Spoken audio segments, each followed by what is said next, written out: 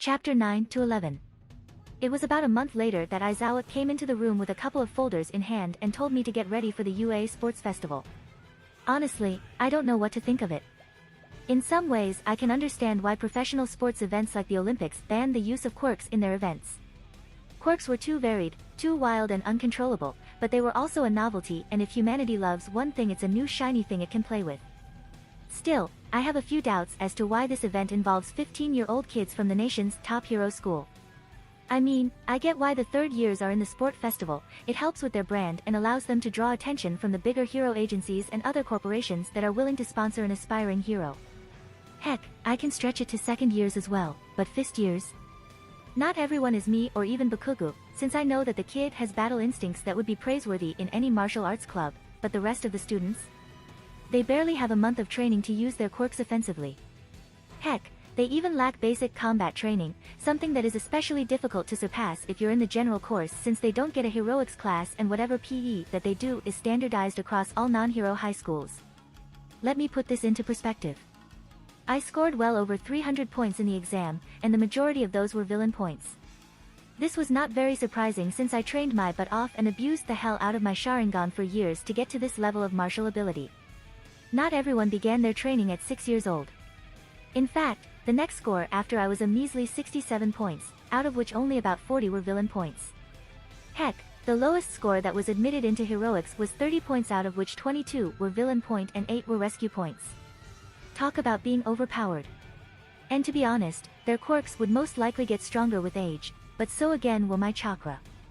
Right now, I'm just entering puberty.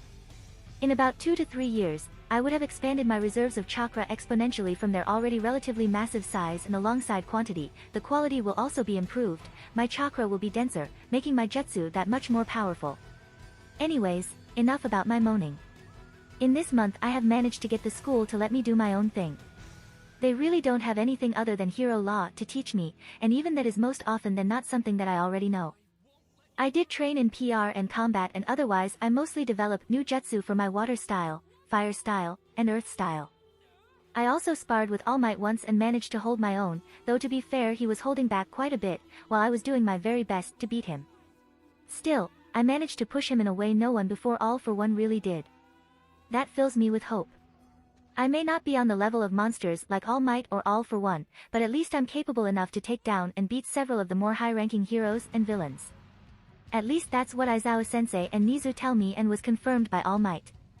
I swear, Izuku couldn't stop fanboying over me when I told him this, and judging by the smug looks he was sending Katsuki for the next few days, and Katsuki's brooding, I figured that he was just happy to know that I'll be one of the great heroes of Japan. The things I do for the sake of stability in this world.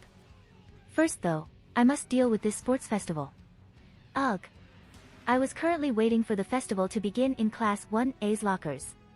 It was kind of lonely, being the only one in my class. I didn't realize it before, but I was relying quite a lot on Izuku to keep me company. Don't get me wrong, I enjoy solitude more than I normally should, but I'm beginning to miss the arguments I used to have with my brother over even the most insignificant detail. There wasn't really any heat in those arguments, just two brilliant minds bouncing ideas off one another. Did I mention that Izuku was brilliant?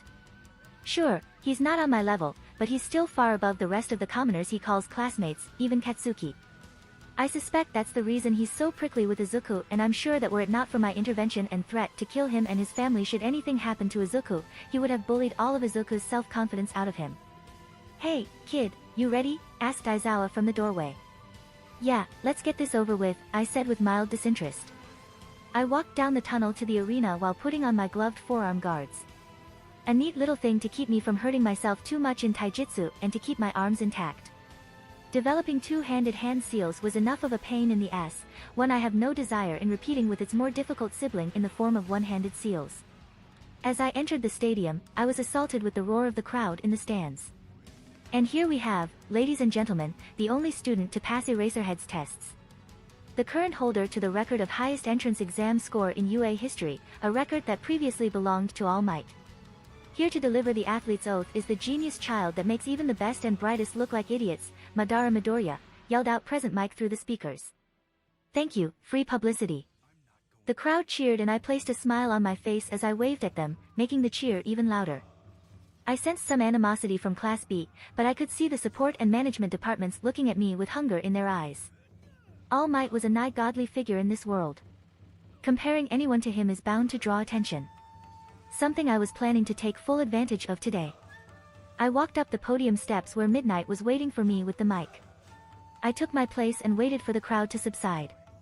Everyone you see before you today has earned their place in this school through their own hard work. I pledge this today. We, will not stop until the work of our predecessors is done.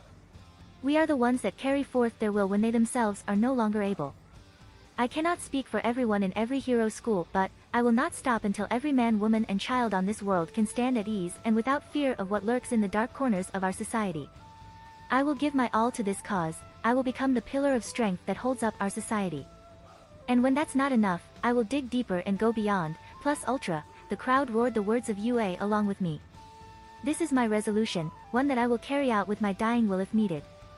This is what is necessary to safeguard peace in this society. What a rousing speech from the only student in Class 1A, said Mike. Now, it's time for the first event of the day, which is a Game of Thrones. As the word appeared on the giant screen, I couldn't help but wonder if this Game of Thrones involves murder and sex as well. Now, as for the rules. Your job is to retrieve the crown of one of the kings from each of the 4 thrones occupied by one of the teachers. You can do this alone or in teams of 5. Other than that, nothing is forbidden, said Midnight. I nodded and looked over the displayed map of the 4 thrones. On each one there was a teacher. There was Cementos, on a tall, cement mountain cliff with an almost vertical wall and a narrow path to reach the top. Next was Ectoplasm standing in what appeared to be a small labyrinth with the throne at the center. Following this was Midnight, which was standing in a small valley, and lastly was Snipe, who was in the middle of a western town and on a mechanical horse as his throne. Once the horn sounded, I dashed to Cementos's location. With my Sharingan, I could see the stress lines in the rock as I began waving hand seals. Fire style, plasma bullet, I called out. I spat 3 orbs of yellow-white plasma which zoomed through the air and struck Cementos' tower, causing it to crack and being to shatter as Cementos tried to regain some semblance of control after my devastating attack. And Madara starts off the event with a devastating attack. Man, this kid sure isn't playing around today, said Present Mike. I could see that while my initial attack was successful, it only destabilized the structure, and with Cementos there, it wouldn't collapse as it should. I could use a fire dragon bullet, but I have no idea what is next in store for me, so I'll refrain from wasting chakra. I jumped on the cliff and began to run up the side of it. That's right folks, your eyes are not deceiving you, he really is walking on walls. After all, he's the current #1 of his year's heroics department in everything from training to academics. Though, I'm not sure who's teaching who in those classes, said Mike. The crowd laughed at his joke. After all, I was reasonably well known as a prodigy genius, so it wasn't that surprising that I didn't have a problem in academics. Technically, I've already graduated high school. I came to the top of the cliff that Cementos was using and I was instantly faced with a few walls of concrete. I broke through the first few, but I could see this was a losing battle, so I began forming hand seals. Earth style, Earth Destroyer, I called out as I slammed my palms on the ground. The cliff shook as it began to collapse. Cementos was trying to stop it, but it was useless. With a simple flash step, I was behind my teacher and swiftly knocked him out with a gentle fist strike while he was distracted and took his crown.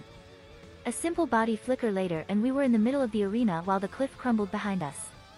And here we have it, the first to complete the first round of the sports festival, and in such a flashy style, Madara Midoriya, yelled out. Mike, wait, what's this? Is he going after the other crown too?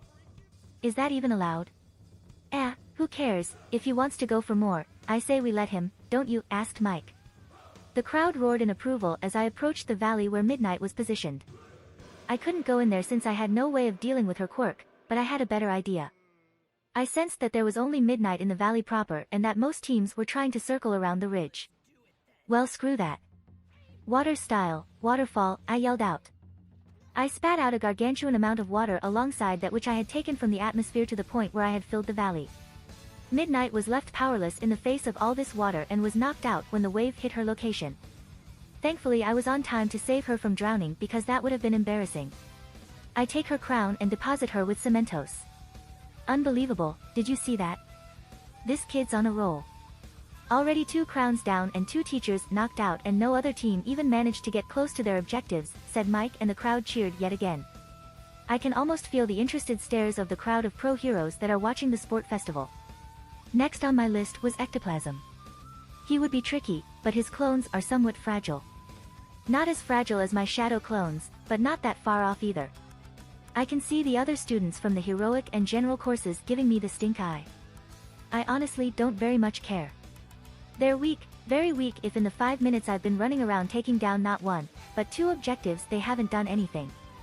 I began my hand seals and slapped my palm down on the ground. Earth style, mobile core. I shouted. I pushed a lot more of my chakra in this technique than I normally do because I needed to sink the entire labyrinth. The ground lowered itself with a great tremor until I could see the top of the labyrinth clearly. From there it was a relatively simple mission of jumping across the labyrinth until I reached the crown. Unfortunately, Ectoplasm sent out some of his clones to stop me. Not that it worked. I am on par with some of the best in martial arts, and while Ectoplasm is very good, his clones are inherently weak against damage, especially damage from my take of the gentle fist. Eventually, I reached the original and engaged him as a brutal display of martial prowess before shooting his crown off with a water-style pistol and getting the hell out of dodge. I'm not yet good enough to go up against someone as experienced as Ectoplasm in simple hand-to-hand without using gentle fist or strong fist to their full offensive potential, and I don't want to hurt him. There he goes again, folks. This is 3 for 3, can he make it 4 for 4, said Mike. I turned my attention to the shooting gallery that was Snipe's corner of the arena and vanished in a body flicker only to reappear on the roof of one of the houses directly behind Snipe. I once again sped through hand seals. Fire style, explosive mist, I called out. I took a deep breath and spewed out an ash cloud that enveloped the square where he was fighting. I moved to take his crown when my danger sense went off and I used a quick seal-less replacement with a nearby barrel, only for the barrel to be shredded with rubber bullets. Don't get cocky, kid. I can see you even through this ash cloud, called out Snipe. I raised an eyebrow and held half a hand seal. Explode, I say, and the cloud lights up in a reasonable explosion. Holy crap, did you see that? He just blew Snipe right up. Man, am I glad I only have to teach him English, said Mike. A slight push of my chakra and the dust cleared to show a mildly smoking Snipe who was still twitching on the ground. I calmly walked forward and took his crown and placed it on my belt alongside the other crowns.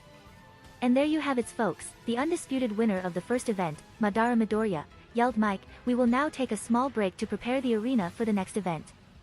I walked out the arena and into the 1A waiting room. There I saw Aizawa-sensei waiting for me. So, did I do good? I asked. He huffed. I knew that you would pull something like this, you overpowered problem child, but do you think you could let the others take the spotlight for a bit? No, not really, I replied with a slight smirk. He sighed. Why am I not surprised? Honestly, if it were anyone but you, the fact that 3 of the 4 teachers we had participate in this event are knocked out would have had serious repercussions against our school, said Aizawa. My face turned grim. I have not thought about that. Is there a problem? Should I hold back in the next events? I asked. Aizawa shook his head. The Hero Commission already know that you're a prodigy unlike any since Hawks himself. They don't know about your quirk, if that's what you're worried about. Niza made it quite clear that you only came to UA because you want a hero license and hinted at the fact that you'll rival All Might when you grow up. They won't risk losing such a talent, and it's not like it's not without precedent. All Might withholds information about his quirk too. I nod. Madara, called out Aizawa. Huh? I asked, somewhat surprised that he used my name.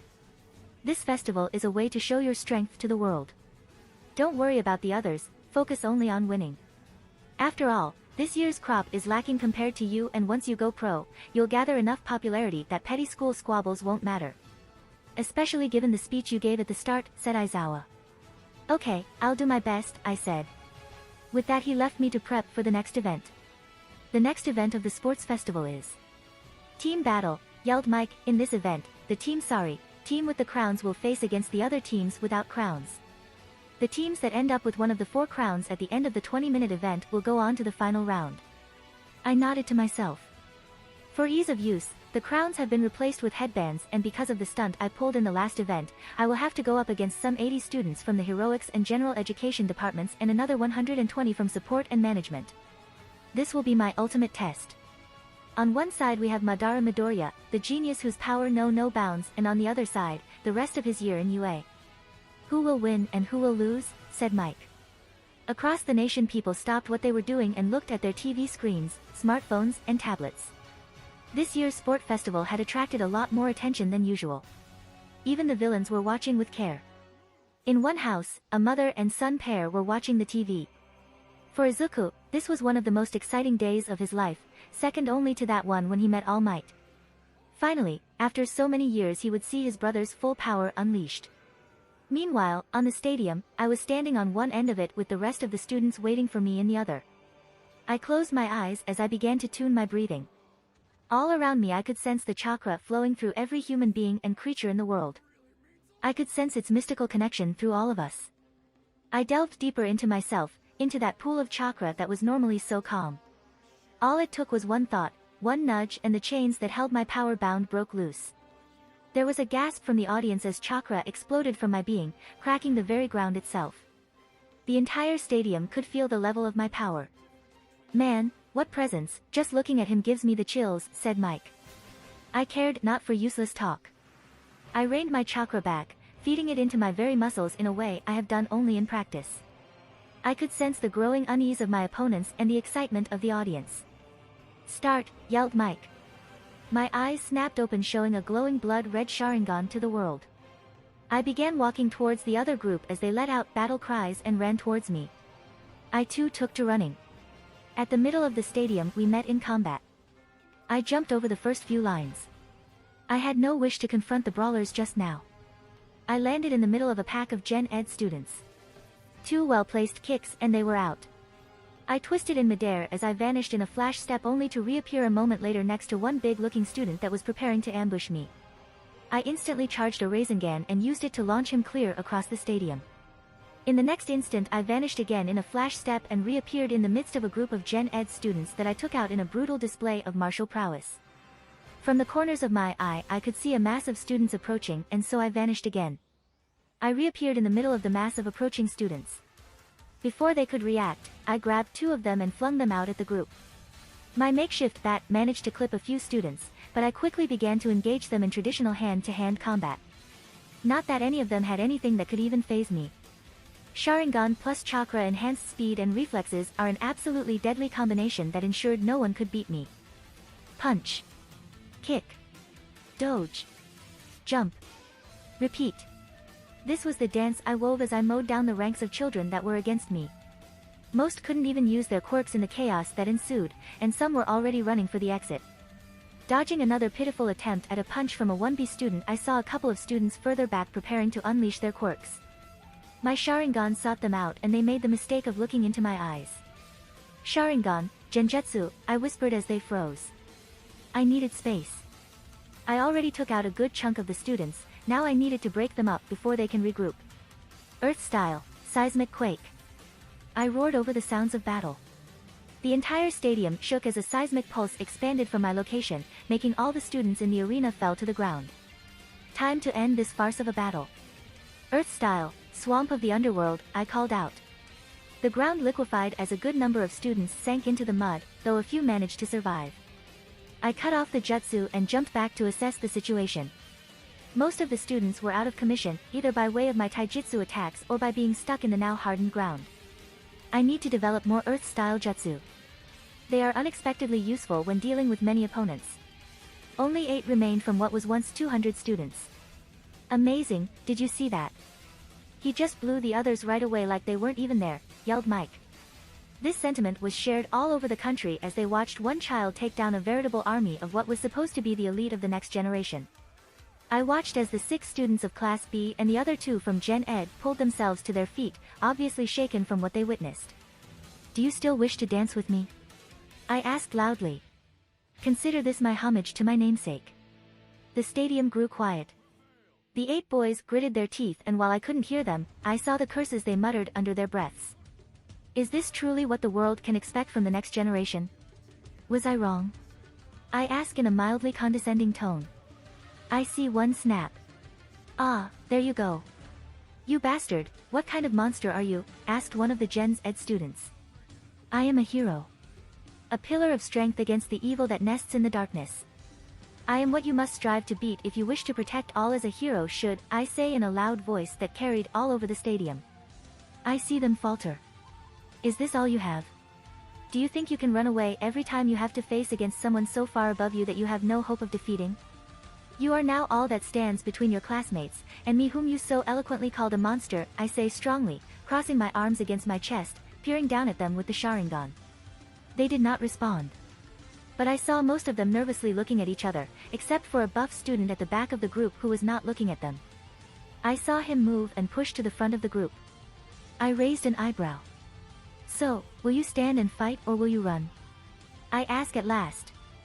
I don't care about your power. I won't let you get away with this. I'll get one of those crowns if it's the last thing I do, he yelled and activated his quirk. Crystals began sprouting from his hands and every exposed surface as he hardened his skin, likely in preparation for combat with me. I see, you still wish to dance with me, but you lack the strength to do so, I said. He won't be alone, yelled another boy as he too activated his quirk, making some marbles appear near him. Soon after, all 8 had their quirks powered and aimed at me, even if only 3 of them had the necessary long-range combat capability. Understandable since my previous actions was meant to dispose of those exact same people. With a battle cry, they launched themselves at me, the long-range quirk users, firing away. I dodged, their projectiles were too slow. In a flash step I closed the distance. I punched the crystal user in the gut, breaking his armor and making him vomit. With a leap I pressed another into the ground while I kicked out with my legs hitting the 2 that rushed to aid him in the face and dazing them. Following this I parried what seemed to be bone blades from another while I restrained him and then used him as a bat to take out the other 3 that were approaching. With another flash step, I was at a far enough distance from them to allow them to regroup. The stadium was quiet. Many not being able to believe their eyes about what happened today. I saw the kids stand up leaning on one another for support. Do you still wish to fight? I asked. They did not reply. And when they were close enough the crystal guy broke into a sloppy run as he cocked his fist back. Plus ULTRA, he yelled. He tried to punch me in the face, but I caught his punch with one hand, centimeters from hitting my face. I think it's time you slept Sharingan, Genjutsu, I spoke. My eyes contacted his and he crumbled to the ground, asleep. I looked at his other comrades. Do you wish to continue? I asked. They shook their heads and sank to the ground. The winner of the second round is Madara Midoriya, yelled Present Mike. The crowd went wild as they rose to their feet, kicking and screaming at my victory. Amidare! Amidare! Amidare! They chanted. I raised my fist in victory and they roared back in response, even the heroes were fired up from what they witnessed. Honestly, I felt like some kind of gladiator had managed to slay the lion that was supposed to eat him. Still, it doesn't matter. Because there was almost no one left in a good enough condition to fight and the ones that didn't even want to be in the same room as me, it was decided to forego the third round and I was given the medal for first place with the crystal guy coming in second. I had some preparations to make for when I will be assaulted tonight by my brother and mother with questions. Katsuki had always known that Madara was one of the most powerful people he would ever meet. It wasn't conscious knowledge, it was a form of intuition he's always had. The same intuition that made him yell at Deku because Katsuki knew that if he didn't do something the Deku will surpass him. It was already difficult enough to bear his habit of looking down on him, always asking if he needed help and always helping the other extras like Hero. Deku wasn't a hero, he was quirkless.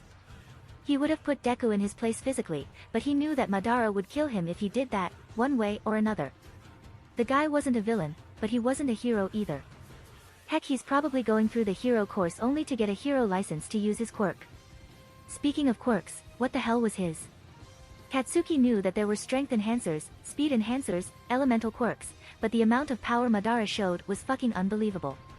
He was able to manipulate earth, water and some strange combination of fire and explosion, and that was on top of being able to stick to a vertical surface and enhanced physical prowess. What the fuck? That was like 5 quirks worth of power at the very least. And that's not even considering the slaughter of the rest of his year. 1 student against 200 ended with the last 7 students still conscious and able to move surrendering, while Madara looked like he didn't even sweat after the event. Katsuki respected him for this. He had always had a great deal of respect for Madara's strength, but looking at him now, Katsuki couldn't help but compare himself to him and found himself lacking. That made him angry. There were less than 10 months until the entrance exam, and he would be damned if he didn't try his best to close the gap with Madara. In all his years as a hero, All Might, or as we were now known in his emaciated state, Yagi Tashinori, couldn't have predicted that a child could have such power. He had of course watched the sport festival for first years to see how young Madara was doing. He was of course expecting him to do great. After all, in their little spar All Might recognized that it was the first time since his fight with All for One that he had faced such a versatile power. All Might was not expecting what happened to happen. Never in the history of UA had the sport festival been cut short because all the students had been defeated. It was unthinkable for a student to even do such a thing. Madara did it. Madara, with a self-discovered power that he still didn't fully understand, took on 200 students and won, and on national TV no less. All Might was seriously beginning to rethink his initial opinion of chakra. He had always thought that somehow One for All could surpass it. And while it was true that young Madara did have combat training and had rigorously trained since he was very young, but to reach this level? And so soon. The kid wasn't even 15 yet and he was already shaping up to be the kind powerhouse that wouldn't be out of place in the same power bracket as All Might himself.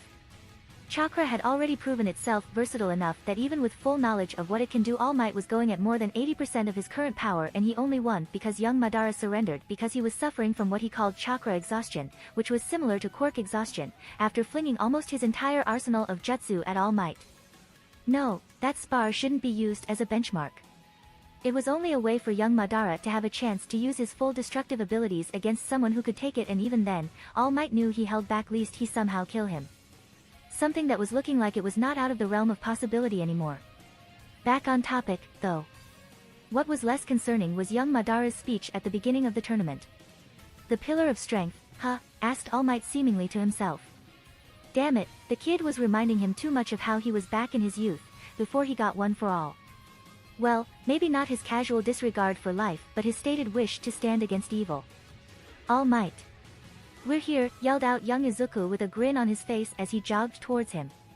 Next to him his brother was walking along with a content and amused smile on his face as he watched his brother take off running.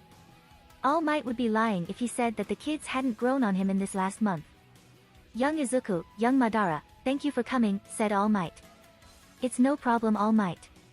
So why did you call us? Asked young Madara, though by the knowing glint in his eyes All Might suspected he knew why he called them here. I wanted to talk about the sport festival, said All Might. What about it, All Might? Asked Izuku. Is it true, what you said in the beginning, young Madara? About being a pillar of strength? Asked All Might. Izuku turned to look at his brother. Madara had closed his eyes and was leaning a bit backwards. It's true, said Madara. So, you wish to be the one to replace me? Asked All Might. It was a valid question. After all, he had young Izuku as a successor of One for All. It was still unclear if the boy could take his place as the symbol of peace. If he even wanted it. What do you mean, All Might? How will he replace you? Asked Izuku, looking hurt. Before All Might could answer, Madara spoke. It's not like that, little brother. He's asking if I want to replace him as the symbol of peace, said Madara. Something akin to relief washed across young Izuku's face and All Might felt awful. Did he really think he was offering his brother One for All because of a simple speech after he had already selected him to be the 9th bearer of the quirk? Oh, I see, said Izuku. Madara sighed and closed his eyes again, falling silent. So, will you? Asked All Might. No, replied Madara simply. This answer stunned both Izuku and All Might. I'm sorry, All Might, but I can't be the symbol of peace. There is too much darkness in my heart for that, said Madara. All Might was bewildered. Sure, young Madara was a bit antisocial, but then again, so was he. He had very few close friends and the rest was just a mask he put on to entertain the media and assure the people that everything was alright. This being said, in all the time All Might had spent with him, Madara had never struck him as an evil person. He might be more morally questionable than him, but then again Endeavor was number 2 in the hero rankings and there were rumors.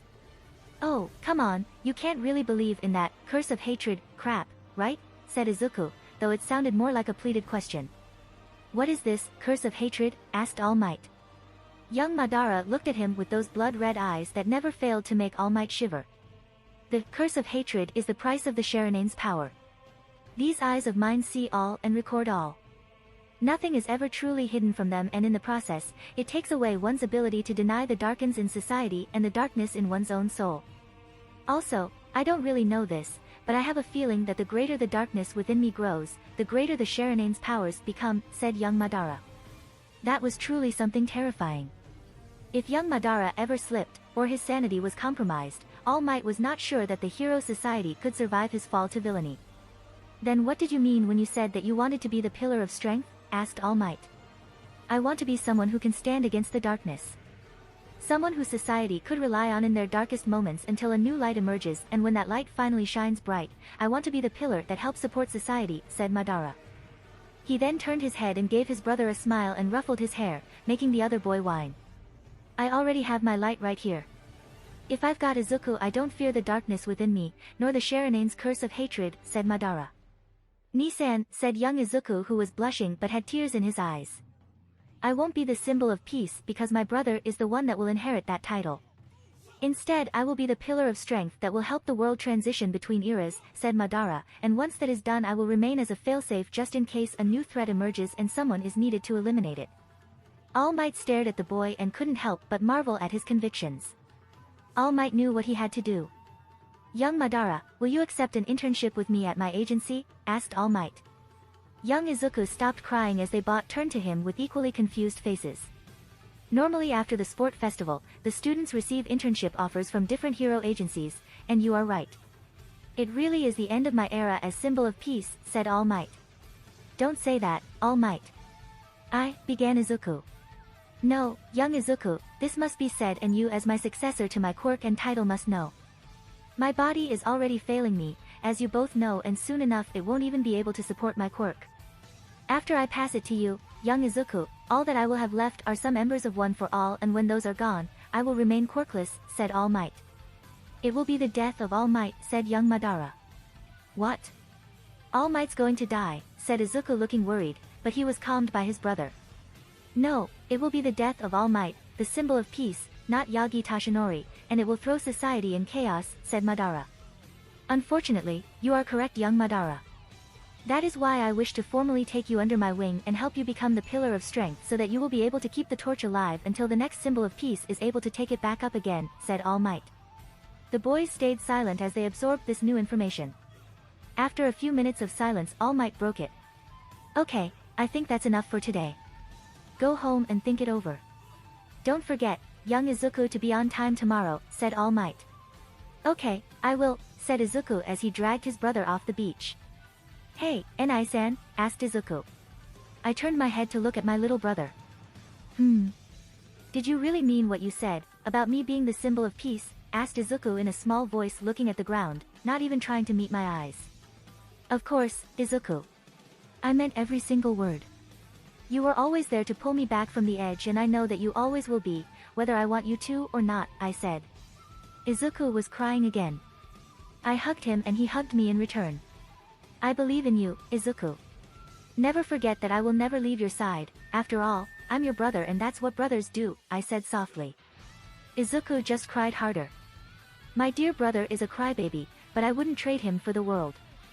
Now I just have to figure out how to move on from here, now that the very thing I wanted has fallen, quite literally, into my lap. I must admit, I wasn't expecting this. I mean, yes, I was expecting headlines in newspapers and the occasional reporter trying to accost me on my way to school, but I wasn't expecting to see the literal horde of people standing in front of my apartment block. Shit, I said. Nisan, what's happening? Asked Izuku as he came out of his room in his workout clothes. We usually woke up together 2 hours before school started to go for a jog in the morning. It looks like that won't be happening today. Wow, what's with all these reporters here? Asked Izuku as he pulled back the curtain a bit to get a better look outside. No, don't. I said as I yanked him back by his shirt. He yelped and crashed into me, but thankfully I was ready, and we didn't fall. Those are reporters, also known as land sharks. Stay here and get breakfast going. I must make a few phone calls, I said. Okay, so what do you want? Asked Izuku. Just the usual. And try not to burn the kitchen down this time, I said. Izuku blushed at that. I may love him to bits, but he's still useless in the kitchen and has an unusual propensity for turning his food into science experiments, and not the good kind, but the kind that will probably make even rats vomit. I first called my mom. Hi, darling, what do you need? Did something happen? Asked Inko. Yeah, it seems that my stunt yesterday got me more attention than usual. Can you not come home today? You'll probably get mobbed by reporters, I said. Oh, dear, is it that bad? She asked. Yeah, I'm calling Aizawa-sensei now. Hopefully I can get him to take me and Izuku to school or something, I said. Okay, honey. I'll talk to Mitsuki. Stay safe, said Inko. We will. Bye mom, I said. I immediately called up Aizawa afterwards. He picked up after a few rings. What do you want? Asked Aizawa. I cringed a bit. From the sound of his voice I could tell that he was wishing me to be gone so he could go back to sleep. Sorry to bother you, sensei, but I have the paparazzi on my front doorstep, and I don't think that confronting them would be a good idea, I said. I heard some shuffling before I heard his voice again. Run that by me again. You have what on your doorstep? Asked Aizawa, sounding more awake. The media, I replied. He groaned. Shit. How bad is it, kid? Asked Aizawa. Bad. I can't see a normal exit route and there are some media vans parked in the street that belong to some major news agencies and talk shows, I said. Can't you ninja your way around them? Asked Aizawa. I can, Izuku can't, I said. There was silence from the other end of the line. Okay. Stay put, I'll come to get you, said Aizawa. Okay, thanks Teach, I said and ended the call. I came back to the kitchen to find my brother on his phone. I looked over his shoulders to see a news site and the front page. It was a picture of me from the sport festival in a battle stance and grinning while looking over at someone off camera with narrowed Sharingan eyes while behind me was a pile of unconscious students. The photo was taken slightly from the side. Next to it was a picture of All Might in an almost exact stance with a pile of villains at his back and looking off screen at another villain with his trademark smile on his face. Honestly, the similarities between the two pictures were eerie. What was worse was the title, The Next All Might. In a way, this was exactly what I wanted to happen, but somehow, I felt oddly uncomfortable calling myself All Might's heir. Izuku, I began, but was cut off. Don't worry, Nii-san. I know that this is just a face for the media, said Izuku with a smile. I sighed and hugged him all the while messing up his hair, making him whine. What did I do to get such an understanding little brother? In a way I still feel like I'm robbing you of your rightful place, I said. Don't say that, Nii-san. I always knew that I will be compared to you if we went into heroics. I must make my own path. I don't care if they compare us, in fact I'll be proud to measure up to you, said Izuku. Izuku, no one should be comparing you to me. You are your own person with your own ideals, strength, and will. You don't need to measure up to me, because I'm not the goal you should set for yourself, I said. What do you mean, Nii-san? Asked Izuku confused. I sighed and moved to sit down at my own chair looking over the breakfast laid before me. You, Izuku, are one of a kind. You have such strong convictions and morals while I am all too willing to bend mine to get what I want, I said. That's not true, Nii-san, said Izuku. Yes, it is. Have you ever wondered why it is that Katsuki doesn't physically bully you? I asked. Izuku was silent. He knew his maybe friend's attitude against the weak and when he was younger, he was weak. But Katsuki only beat him up once. Remember the time he was sick for a month? I asked. Not really. Why? Asked Izuku. After he beat you up, I cornered him after school and did enough damage to him to put him in the hospital for a month, I said bluntly. Izuku blinked and was surprised. He knew that I had beaten a bully bad enough to send him to the hospital. It was after that fight that he told me to stop. I didn't know, said Izuku. And I threatened him that I would do worse if he ever touched you again, I confessed. Izuku looked down at his phone and the picture on it and said a soft, oh. That's what I mean, Izuku. I can't be All Might's true heir. It would be a perversion of everything he stands for, I said. Don't worry about it, Nii-san, said Izuku. I looked at him, not understanding what he was going on about. I know what you mean, but I trust you to know when too far is too far. And besides, All Might needs a successor fast and I can't give him that. But maybe I could be yours, said Izuku with a shy smile. I looked at him and smiled. Okay. We ate our breakfast while chatting about what the media was saying about me. So far, their opinions were divided. Some said that I was the next great hero, like All Might, and some said that I was too violent. Still, the overall feedback from the people was that of happiness to have another symbol. Still, there were conspiracy websites that said that All Might was retiring, and I was his son or some other relation. It made me worried for Izuku's safety. Izuku, do you think you could take an early exam and test out of middle school? I asked. Sure, I already know all they teach there. Why do you need me to? Asked Izuku confused. We were in the living room and I watched while he did strength exercises for his arms.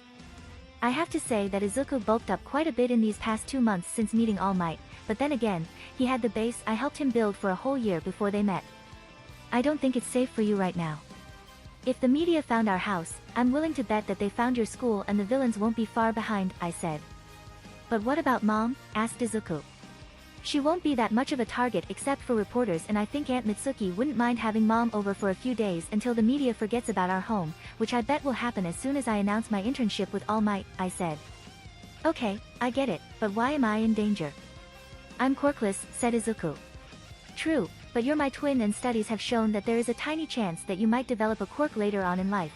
After all, the toe joint test isn't as foolproof as we'd want it to be, and you never had your genome tested. The possibility is there that the doctor could have simply misread your x-ray. Okay, but I still don't get why you're so worried, said Izuku. You're my brother, Izuku, and you technically have a quirk named hyperpower. You have also shown a desire and will to get into heroics. To the villains that matter, the smart ones, know that I'm out of their reach. You on the other hand aren't Izuku, and I bet that they don't want another powerhouse to rival me and All Might out there. They may think that it's best to get rid of you now, while you're still vulnerable. Sometime later we will have to give a public statement of how you activated your powerful quirk after the sludge incident if we want to keep the secret of One for All safe, I said. I understand, Nii-san, said Izuku. I'll speak with All Might today and come pick you up from school. I don't think anyone will make a move on you today, I said. Okay, said Izuku. He looked at the clock and went to get dressed. After we dressed for school, I got a text from Aizawa to be on the lookout for his car. A few minutes later, his car along with a couple of police cars arrived and the police made a corridor to the entrance. I walked out, head held high as I was assaulted with flashes. I smiled and waved. Looking back, I saw my brother frozen with a deer in the headlights expression on his face. I put an arm around his shoulders and guided him to the car, all the while Izuku was doing his best to hide himself in his uniform's collar. We met Aizawa-sensei at his car as the man was leaning on it. Hi, Aizawa-sensei. Sorry for the trouble, I said. Problem child, get in. Who's the clone? Asked Aizawa in a bored tone. I knew he knew, but was asking for politeness' sake. This is my brother, Izuku. Izuku, this is Eraserhead aka Aizawa Shota, I said. Hi, Mr. Eraserhead, sir, said Izuku shyly. Enough talk, get in, said Aizawa curtly. Man, is he still grumpy about being waken up? We got in and Aizawa got in the driver's seat and drove off in the direction of Izuku's school. After a while of silence, Izuku began asking questions about Aizawa's work as Eraserhead with that fanboy expression on his face. I could see him begging me in the rearview mirror to make Izuku shut up. I decided to take pity on him and snaked a hand behind Izuku's head and covered his mouth, making his speech muffled. Now, little brother, I think that Aizawa-sensei had enough questions, don't you? I asked. Izuku looked at me and then at Aizawa's relieved expression and blushed something fierce. And on that note, we've arrived, shit, said Aizawa. I looked out the window and saw a smaller horde of reporters at the entrance of Izuku's school along with a good deal of the students of the school. Ni-san, what's going to happen? Asked Izuku looking somewhat worried. I'm not sending you out to deal with that mess. Aizawa-sensei, can Izuku come with me to UA until this mess gets sorted out? I asked, though it came out more like a demand. I suppose. I'll call the principal to let him know, said Aizawa with a tired sigh. And just like that we were off again. Honestly, I expected a greater deal of resistance from Aizawa, but I think that even he had enough of a heart as to not send middle school children to face the media. I turned to Izuku and saw him with the biggest grin I've ever seen on his face and his fist stuffed inside his mouth to keep himself from screaming. I honestly haven't seen him this excited since I told him about chakra. Sometime later we arrived at UA and were let inside. Izuku got a visitator card and I took him to class 1A and let him in. A few moments later Aizawa followed carrying the mother of all paper stacks. Sensei, you need any help with that? I asked. Normally it was Izuku who was jumping in to help people, but I think I broke him today. I looked behind me and, yep, totally broken and drooling. Must fix that before it becomes gross. No need, said Aizawa as he plopped them on my desk. So, what are those? I asked warily, like it was about to attack me. These are your internship offers. We usually don't have this many internship offers for first years, but you're a special case, as always, he said. I kind of figured, but why are there so many? I asked. Honestly, I was not expecting this. Aizawa looked at me like I was stupid, which I admit hurt a bit. There is an internship offer from almost every hero with a teaching license in Japan, including All Might, said Aizawa. I took a small glacé behind me. Izuku was still in La La Land and non-responsive, so his reaction won't give anything away. I'll take All Might's offer, I said with a grin. Aizawa huffed, I figured. Now this part is usually done by midnight, but considering that you already know your way around public relations, at least somewhat, I'll say this. It's time to choose your hero name. I blinked. I was seriously not expecting this to happen so soon. I mean, what would I choose as my hero name anyways? My own name is somewhat of a ripoff from a supposedly fictional character in my old life, and I always thought that monikers and hero names had to be earned. Still, he had a point. I couldn't parade around the streets without a hero name, especially if I was going to be interning with All Might of all people. Still, my name had to be something of great significance to tie into the image of the Pillar of Strength. Rikudu, I said in a whisper. Ni-san? Asked Izuku. I looked back at him and saw him looking at me strangely. In all these years he had gone through hundreds of hero names, almost all some variation of All Might's. I never spoke about what mine will be. The new Titan, Rikudu. The hero that holds the word from falling, I said, determined as I looked into Aizawa's eyes. He kept my gaze for a few moments and smiled and nodded. Sometime later, I found myself in the support department. I wanted to get a weapon that could act like a shield if needed and be strong enough to channel my chakra though it. In the end I chose to recreate the war fan that Obito and Madara used in the 4th Ninja War simply because of practical reasons. Okay, I admit that some fanboying did happen when I designed it, and I may or may not have also designed an exact copy of Madara's red armor from Naruto, but I didn't send the specs for it to the support department. I like my own armor and I feel that it's something unique to me. I'm not changing that. Maybe tweak it a little. Afterwards I went to the principal's office to discuss my brother's situation. Thankfully Nizu was there with All Might in his skeleton form. When did you get here, All Might? I blurted out. The man gave me a slight smile. I live in this town now. It's the easiest way for me to train young Izuku, said All Might. I looked at the principal, who was calmly sipping his tea. I take it you know about One for All, Mr. Principal, I said. Please, call me Nizu, and yes, I do know about All Might's power. It's such a fascinating quirk, don't you say, said Nizu. Indeed. I wanted to discuss something with you, and All Might about the security of my family, I said bluntly. This caused All Might to straighten his pose and Nizu to set down his cup and look at me intensely. Did something happen, young Madara? Are you in danger? Asked All Might. I shook my head. It's not me I'm worried about, but my brother and mother that I've inadvertently placed in the firing line of the villains, I said. Has a threat been issued to you? Asked Nizu. I shook my head. It's something else. I'm already well known in the scientific community as a genius child, and that made me a target for villains to kidnap, but I was always careful about just how much information I dispensed, and I trusted the universities to keep my personal data secure. However, I still woke up to find a horde of reporters in front of my house and Izuku's school, and if reporters can find where I live, then I have no doubt that villains would too, I said. I can arrange for a police protection detail for them, said All Might. You can do that? I asked, surprised. I have a good friend in the police force, said All Might. It won't work that way, said Izuku. Where did he come from? I looked back and I saw him with his hand on his chin and eyebrows scrunched up in his usual thinking pose. Good, he's learning. I'm just thankful that he's not completely ignorant to the darker aspects of being a hero and how it affects those around them. Especially if one aims for the top. Oh, please go on, Midoriya, said Nizu, looking anxious to see what he did next. Well, I'm planning to go into heroics, and everyone who knows me even just a bit knows this. Also, NII-san said that villains may want to target me and take me out now before I get All Might's quirk so that I'm not that big of a threat later down the line. Also, they might use me and Mom to get to NII-san, said Izuku. All Might looked stunned. I never considered that, but why do you think that they will consider you a threat? Asked All Might. I pulled out my phone and opened the page with the headline I saw this morning. Why do you think? I asked. All Might's eyes widened, and he coughed some blood as he looked between me and the picture. Weren't expecting that, were you? I asked. No, this is too fast, even I didn't get this popular until well after I became a pro hero, said All Might. It's not that surprising, All Might, said Izuku, with what Nii-san said at the sports festival and his unprecedented feat of winning the entire sports festival by himself, one event early added to your precedent. Many think that he's working to become the next you. I nodded.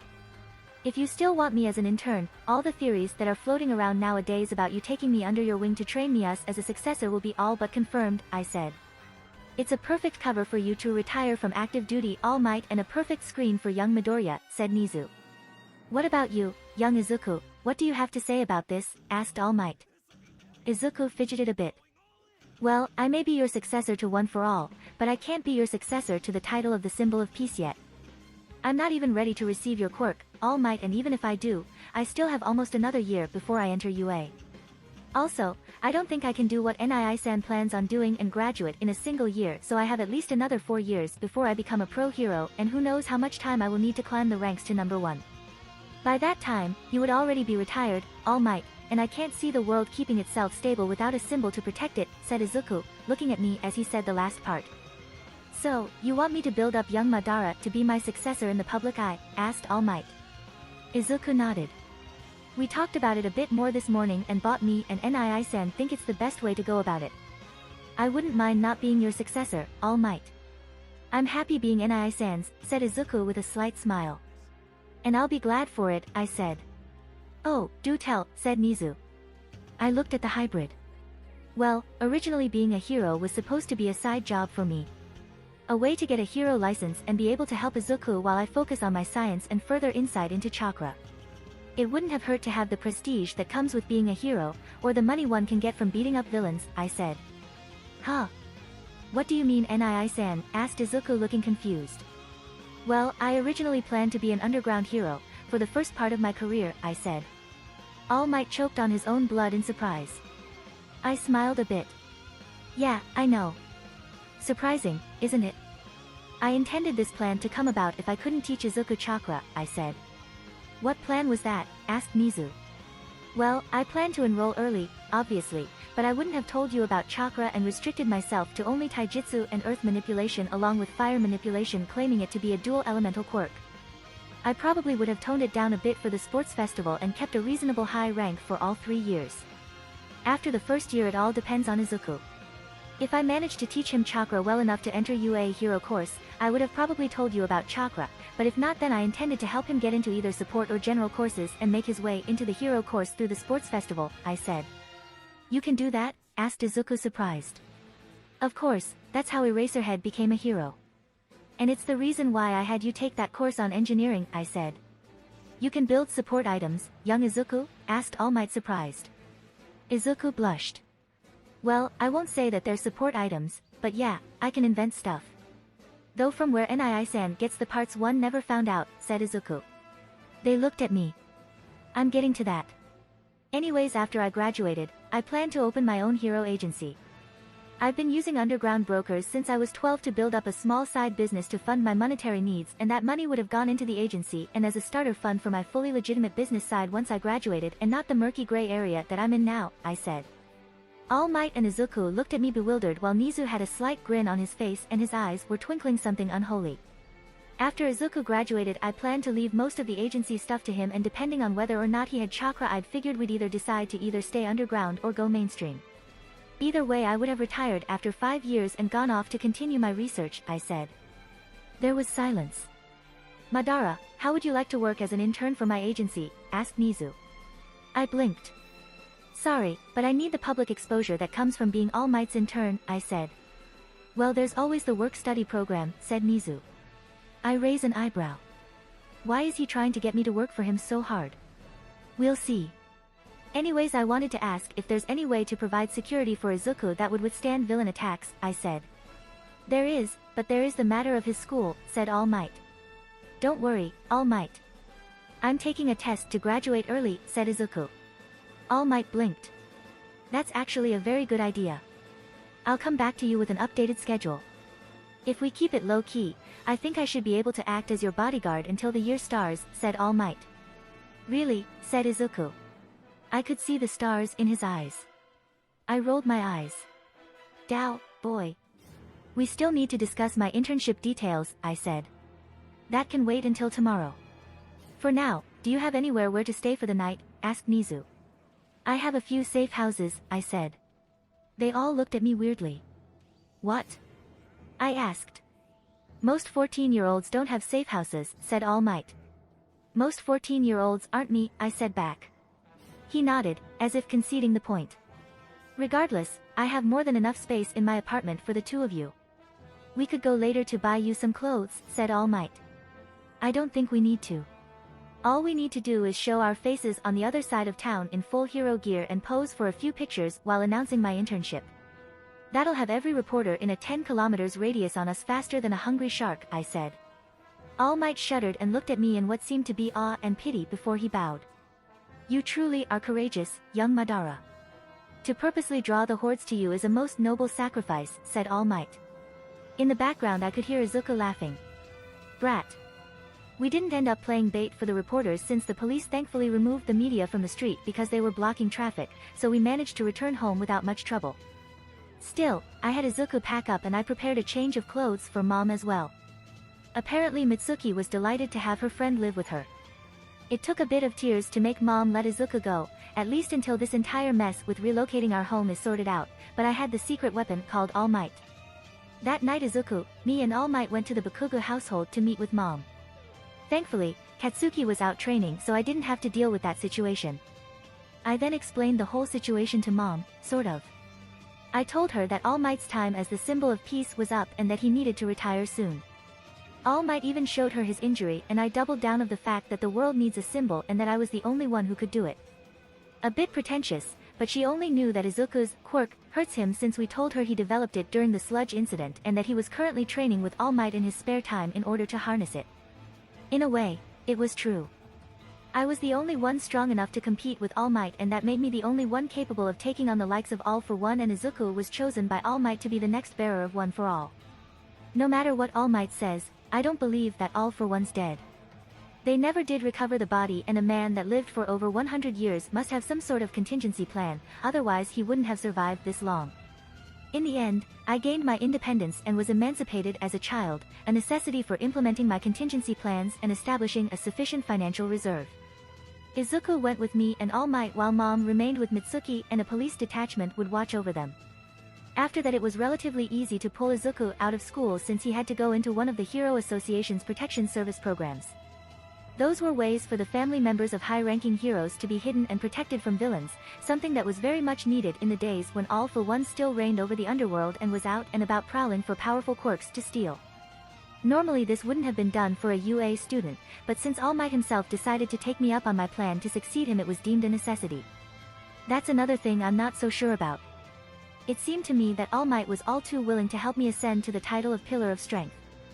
I honestly thought that he would be more reluctant, but instead All Might himself offered me this opportunity. Though this only means that the situation is even more serious than I originally thought. All Might needs to retire soon, and I need to build up my reputation so that whatever transition of power there is between us is done as smoothly as possible to prevent mass panic. It's been 2 days since that day and I'm finishing putting on my suit and mentally preparing myself for the first hero patrol of my life. I never imagined that it would happen like this. Whenever I imagined myself as a hero, I would always have in mind the image of Batman. Now I must take up the image of Superman. Ha, I just realized that All Might could be called Discount Japanese Superman. That's sad. I'll stop now. I had to do a few adjustments to my hero suit. My original design had a bit too much black and dark colors. If I add to that the planned hood and mask, it would be a bit too scary to the usual citizen. I added a few pieces of white cloth to make me look less like an overly dark Batman and more like a normal hero. Young Madara, are you ready? Asked All Might. I nodded.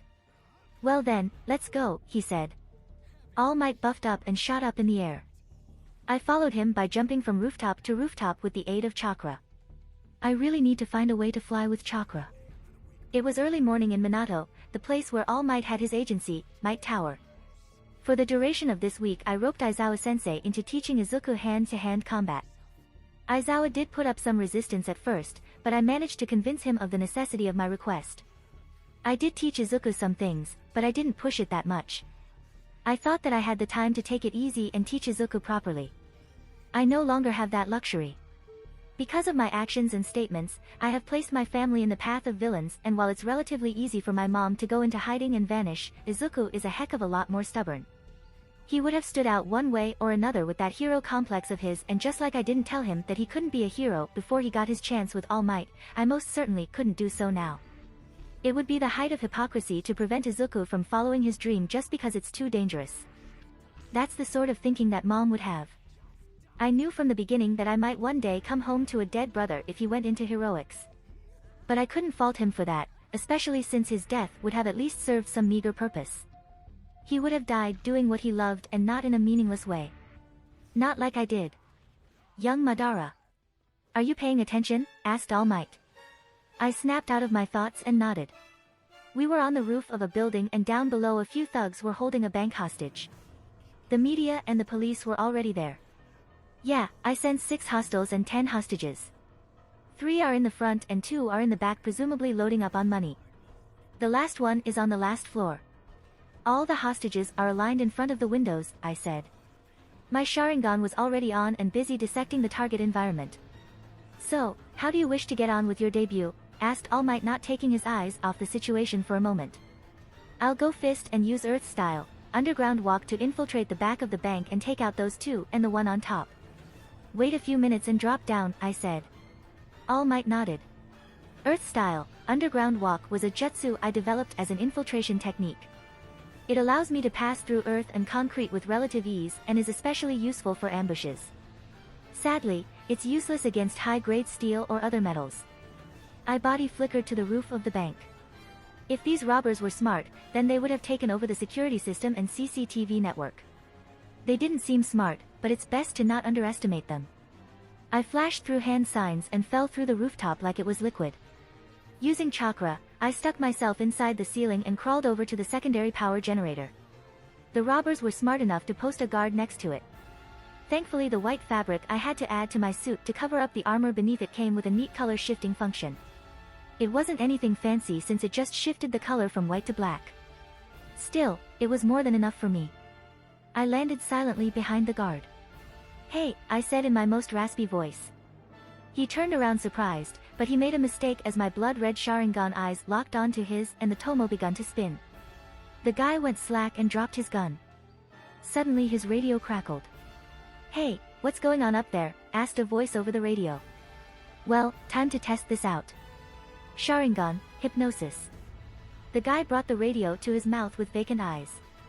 Nothing, boss, just drop something, said the guy. Apparently, that was enough for his boss and I saw no reason to keep him awake. Sharingan, Genjutsu, sleep. I caught the crumpling body and set him down gently on the floor. I tied him up and removed his weapons. A shame that I won't be able to disable the generator without giving away my position. Stealth is paramount in my situation. Still, there is something I can do. I reached into one of my pouches and removed a small EMP device I've built, or more specifically I designed. I had Power Loader build it, since only he had the necessary authorization to build support equipment, something that I hope to get for myself. I could remote trigger the EMP and I don't have to worry about damaging anything other than the generator and maybe the camera in the hallway. My equipment was EMP proofed anyways. Running through hand seals again, I disappeared in the floor.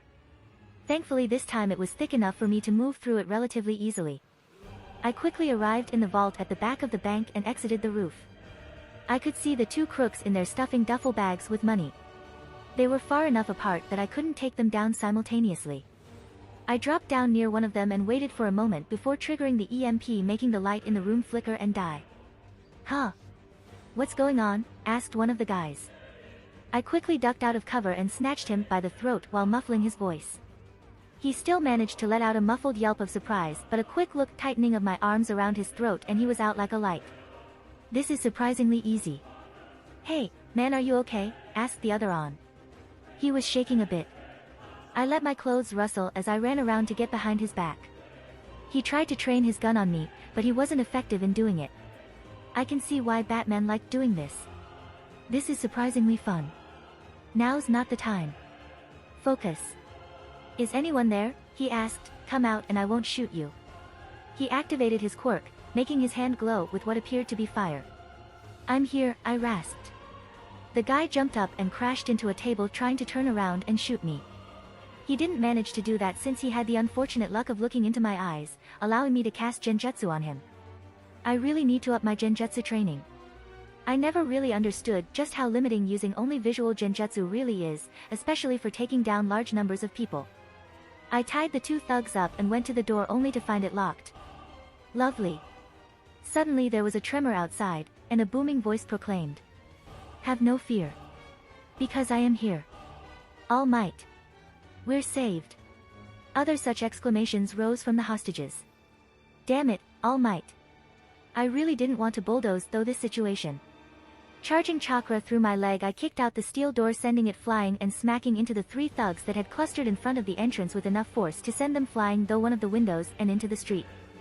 I quickly body flickered on the window seal and locked down on them with my arms crossed and Sharingan blazing while manipulating chakra just enough to give the edges of the white over armor robe covering my legs a slight sway in the non-existent wind. What? This is my debut. I had to look cool doing it. The entire street was looking at me, or I should say that they were also looking at me. All Might still took the spotlight. "Who the heck are you?" asked one of the thugs. "You can call me RIKUDOU, and I'm the guy that captured your three friends," I said. This surprised them. I saw that only one of them looked human. The other ones were a wolf-human hybrid and a pink ball of something. Honestly, I can't even say he looked human anymore. He was bipedal. But that's about all I could say as far as him looking human. "So are you going to surrender, or do we need to take more drastic actions?" I said. I flashed my Sharingan with chakra, making my eyes illuminate an eerie red eye preparation to cast genjutsu on them. "Speak up, villains," said All Might. They flinched as they finally recognized their situation and wisely surrendered. After they've been cuffed by the police, the media swarmed. "All Might, is there any relation between you and Madara Midoriya? Is RIKUDOU Madara? Is there any truth to the rumors about you?" The same happened to me, and while intellectually I was prepared for this, and I have had previous experience with the media, I did not expect them to swarm like they did. Thankfully, All Might took pity on my situation and placed a hand on my shoulder while asking for the media to quiet down. "This is my new intern, RIKUDOU, whom you might have known from the UA Sports Festival as Madara Midoriya. Excuse us, there is still much to do today," said All Might. It was a bit degrading being picked up like a sack of potatoes and having to deal with the air pressure that All Might was creating as he leaped out of the crowd of reporters. Thank God that I decided to leave the gun by at home. Speaking of which, I really need to up my training. I may be powerful, but this situation showed that I lacked true finesse in using that power. Sometimes, stealth isn't an option, and all my techniques have so far proven to be highly destructive to the point that I never actually used them outside of training. I can't roast people alive like Endeavor, because even with All Might endorsing me, that would turn popular opinion against me, and that is very much needed if I want to offer the world a stable alternative to the symbol of peace. We ended up on the rooftop of another building, and to my eternal shame I had to sit down. "Are you okay, young Madara?" asked All Might. "Yeah, just give me a moment," I said, panting. Jesus, I never expected the media to act like this. I honestly thought that they would attack me if I even so much as spoke a single thing. All Might looked at me with sympathy in his eyes. "It's the price you pay for being famous, you'll get used to it," said All Might. "So what did you think of your first case?" "It was interesting," I said. "I just realized that I have very few non-lethal techniques at my disposal, and those that can be made non-lethal are just too damaging to the surroundings." All Might nodded, and I continued. "I have to work more on my genjutsu. Being able to cast illusions with eye contact is all well and good, but I could have knocked out all the villains in one go if I had other types of genjutsu. Besides, using fire, earth or water styles in a confined environment is dangerous for the other people and especially the civilians, and they would have been out to a much greater risk if I had engaged the villains in hand-to-hand combat, to say nothing of the fact that I don't know what their quirks are," I finished. "Don't beat yourself up too much, young Madara. Nobody expects you to be perfect in every situation with barely a month of training," said All Might. True, but few had the expectations placed on them that I had. Even if I could bear it, was still frustrating. I've had chakra for close to 11 years now, and I still haven't managed to get all 5 nature transformations under my belt. True, this was an impressive skill even by Naruto world standard, but then again, I don't have repositories of jutsu and weapons to use. I don't have the almost 1,000 years of knowledge that the shinobi of the Narutoverse had. I also don't have access to Fuinjutsu or even the slightest idea on how to recreate it, and that makes my overall battle efficiency decrease even further. especially given the delicate situations that I would more than likely find myself in, since I doubt there will be any big battles between heroes and villains anytime soon that can help me fine-tune my techniques. In the end, all I had was my wit, a somewhat second-hand knowledge of chakra, and stubbornness. But then again, there were people with less that have become great. Okay, let's continue with the patrol, I said. We patrolled the streets for another 2 hours. I solved some more cases, even if they were mostly purse snatchers, and the occasional robber. All Might did nothing most of the time and just sat there looking proud and cheering me on. The media ate it all up, and I tried to keep a happy-go-lucky front on the entire time and not brood like an edgelord, *Sasuke*. Being faced with all that media, using the Uchiha's secret art of brooding was very tempting. After those 2 hours were up, All Might and I went back to his agency, which was by now swarmed with reporters. I had training to do, and All Might had paperwork and PR. I must get Wind Style down in a month or so and create some jutsu for it until the final exams this semester. If I'm lucky, I should be able to make some progress with Lightning Style by the time the provisional license exam rolls around. 1 more week of this. Hopefully nothing bad happens. I just jinxed myself, haven't I? Fuck.